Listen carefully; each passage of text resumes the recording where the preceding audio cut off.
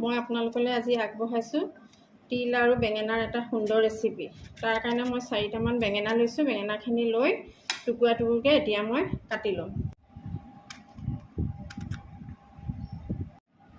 এতিয়া মই বেঙেনাখিনিত অলপ নিমখ দিম আৰু অলপ পানী দি বেঙেনাখিনি 10 মিনিট সময় মই তিয়াই থ'ম। এখন পেন লৈছোঁ। তিলখিনি মই এতিয়া ভাল ধৰণে ভাজি ল'ম। তিলখিনি ভাজি মই মিক্সিত গুড়ি কৰি ল'ম।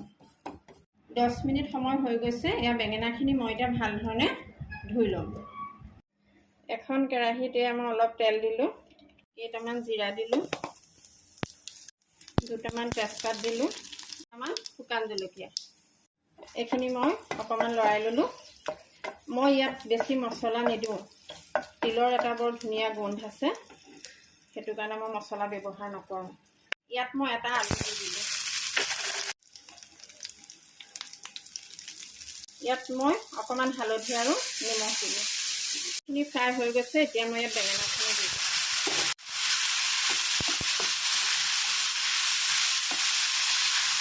বেঙেনাখিনি অলপ ভাজি ল'লোঁ। এতিয়া মই অলপ পানী দি ঢাকি দিম 10 মিনিটৰ কাৰণে।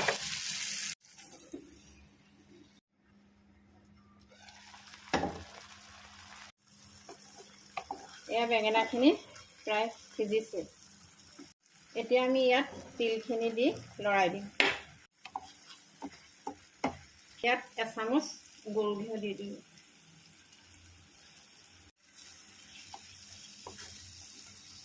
এয়া তিল দিয়া বেঙেনা ৰেডি।